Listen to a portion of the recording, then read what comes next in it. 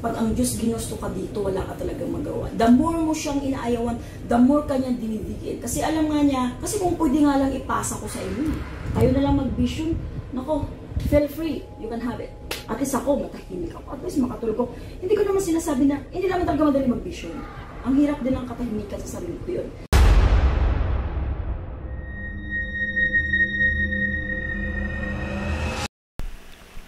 Hello po mga ka-PTV, sa video na ito ay tatalakayin natin ang hambalos ng kalikasan na hindi mo magawang tumawa sa tindi ng pinsalang dulot nito. Pero kung ikaw ay hindi pa nakasubscribe sa aking channel, baka naman.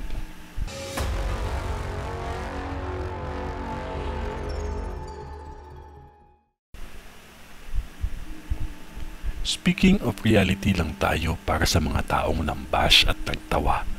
Hindi ito paninisi, kundi lawakan ng isipan nang maunawaan ninyo ang mga damdamin ng mga taong nakaranas sa ganitong klaseng sitwasyon.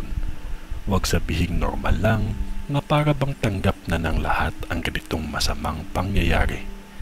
Dapat ipanalangin na lang dahil pag pinagtawanan ninyo ang isang sitwasyon, baka isang araw magulat ka na lang na ikaw na mismo ang nasa ganong sitwasyon. Paulit-ulit akong nag-post dati pa about sa bagyo na tatama sa Manila. Pero may mga nagsabi na lahat ng ito ay normal lang. Pero isang bagay lang ang masasabi ko, kung tatama ang kalamidad na ito, dun mismo sa nagsabi na normal lang ang ganitong kalamidad. Sigurado akong hindi nyo na masasabi ang salitang normal lang. Ipanalangin natin lahat na hindi na ito sasabayan ng lindol o whirlpool sa karagatan. Pag panay babala sa bagyo, sabihin normal lang yan. Pero ngayon, mga taong mahina sa unawa at paniniwala sa Diyos, anong masasabi nyo kung kayo na mismo ang makakaranas sa ganitong klaseng kalamidad? May oras magtawa sa kapwa at mambash, manghusga. Pero manalangin na lang lahat tayo sa Diyos. Hirap sila para gawin. Maging maingat mga taga Manila. Tulungan niyo akong manalangin na sana lumihis na ang mga bagyong parating at lumabas sa Pilipinas.